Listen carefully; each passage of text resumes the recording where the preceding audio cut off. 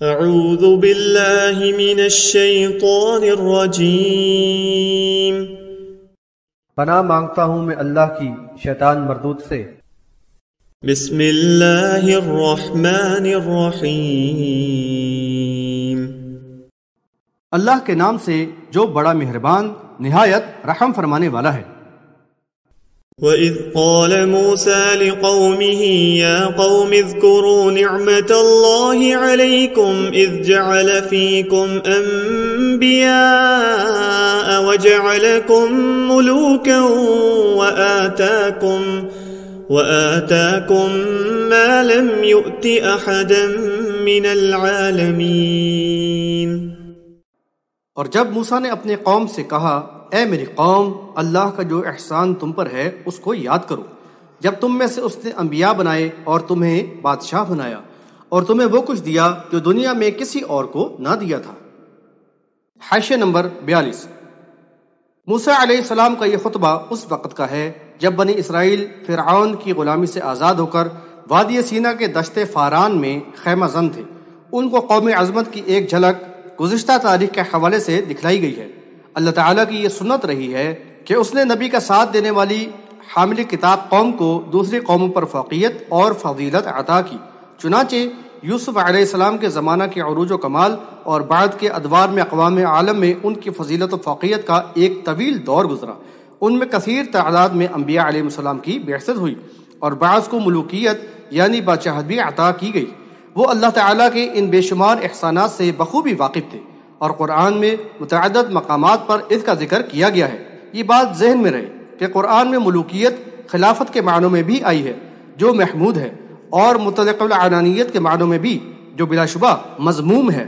لہذا ملوکیت مطلقاً قابل مذمت بھی نہیں جیسے کہ خیال کی جاتی ہے، یعنی بشرطیہ اس میں مطلق العنانیت نہ ہو۔ اگر ایسا ہوتا تو ملوکیت کا ذکر بطور انعام نہ کیا جاتا۔ اگر حکمراں اہل ایمان، متقی اور منصف و عادل ہوں تو ایسی ملوکیت تو اللہ کا انعام ہے اور جمہوریت سے بدرجہ بہتر ہے جو بلا شبہ سراسر باطل اور کافرانہ و مشرکانہ نظام ہی پر مبنی ہے۔ حاشیہ نمبر 43۔ بنی اسرائیل پر اللہ تعالیٰ کی بے شمار نعمتیں بھی اپنی مثال آپ ہیں۔ وہ دور زوال میں عرصہ دراز تک فرعون کی غلامی میں اس کے زیر عتاب رہے جو ان کے لڑکوں کو پیدا ہوتے ہی قتل کرا دیتا تھا۔ اللہ تعالیٰ نے موسیٰ علیہ السلام کے ذریعے اس بدترین غلامی سے انہیں نجات دلائی، اور وہ بھی اس شان سے کہ بحر احمر جیسے بحر زخار نے موسیٰ علیہ السلام کے ساتھ بنی اسرائیل کو تو ساحل تک پہنچنے کے لیے راستہ فراہم کیا اور پیچھے آنے والے فرعون کو مع لاؤ لشکر غرق کر کے صفحہ ہستی سے مٹا دیا۔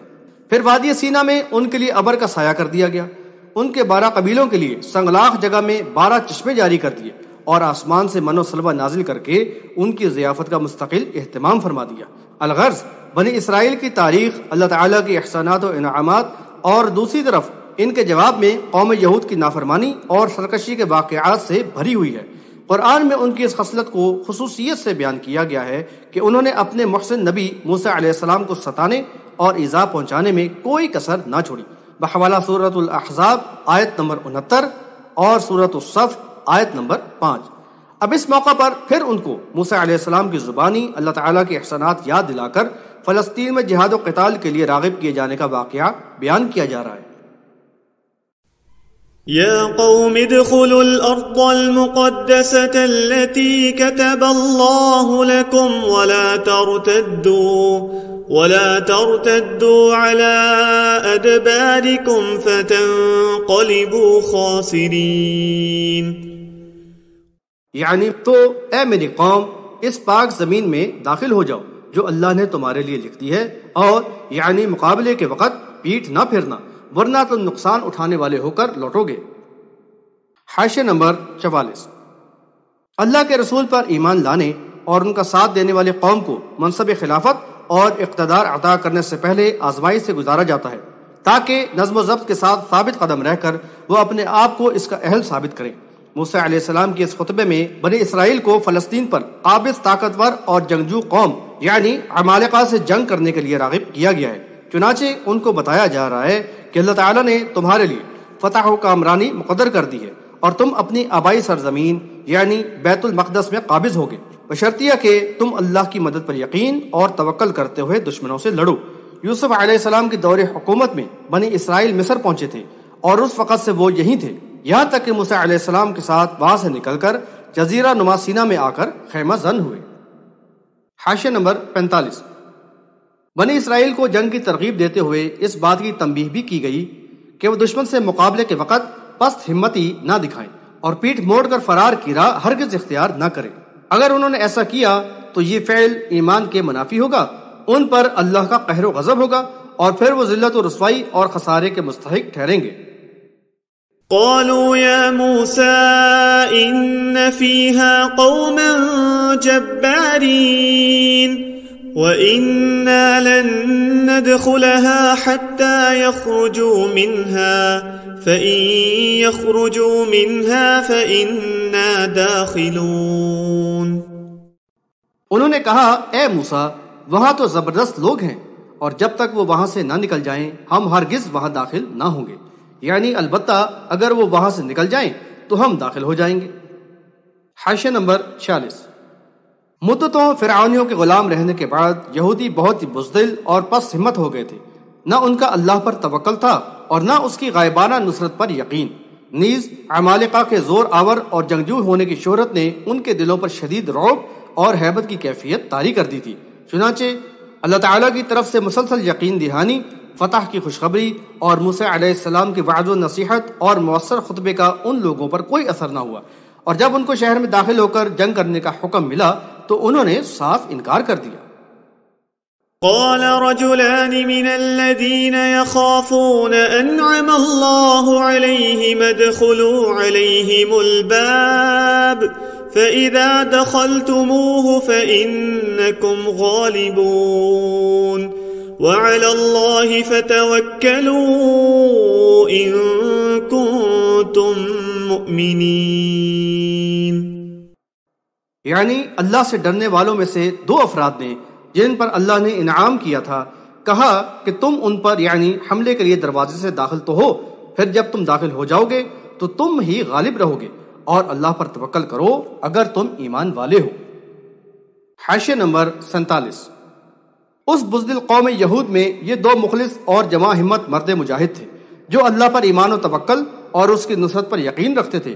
غالباً ان میں ایک یوشع بن نون علیہ السلام تھے جو اس وقت بھی موسیٰ علیہ السلام کے ساتھ تھے جب وہ خضر علیہ السلام سے ملاقات کے لیے گئے تھے، بحوالہ بخاری کتاب التفسیر سورۃ الکہف۔ انہوں نے عزم و حوصلے کے ساتھ اپنے قوم کی ہمت بندھانے کی کوشش کی اور ان سے کہا کہ ایک دفعہ ہمت کر کے شہر کے دروازے میں داخل ہو جاؤ، پھر اللہ کی مدد سے تمہیں ہی فتح حاصل ہوگی۔ قالوا يا موسى إنا لن ندخلها أبدا ما داموا فيها فاذهب أنت وربك فقاتلا إنا هاهنا قاعدون۔ انہوں نے یعنی پھر کہا کہ اے موسیٰ جب تک وہ لوگ وہاں ہیں ہم تو کبھی بھی وہاں داخل نہ ہوں گے، آپ اور آپ کا رب جائیں اور جنگ کریں، ہم یہیں بیٹھے رہیں گے۔ حاشیہ نمبر 48۔ ایمان سے عاری بزدل اور احسان فراموش یہودیوں نے موسیٰ علیہ السلام کی نصیحت اور حوصلہ مند جوانوں کی ترغیب کا کوئی اثر قبول نہ کیا اور بڑے ڈھٹائی پن سے اپنے محسن نبی موسیٰ علیہ السلام کو انتہائی گستاخانہ جواب دیا کہ آپ اور آپ کا رب وہاں جائیں اور قتال کریں، ہم تو یہیں بیٹھے رہیں گے۔ یہاں یہ بات قابل ذکر ہے کہ یہ اثر انگیز واقعات جہاں بنی اسرائیل کی عبرت اور اصلاح کے لیے بیان کیے گئے تھے، وہاں صحابہ کرام رضی اللہ عنہم کے لیے ان میں مفید سبق اور تقویت ایمانی کا سامان تھا۔ اللہ کے ان مخلص بندوں نے ان قیمتی نکات کو کیسا حفظ جاں بنایا، اس کا ثبوت صحیح بخاری کی ایک روایت سے ملتا ہے۔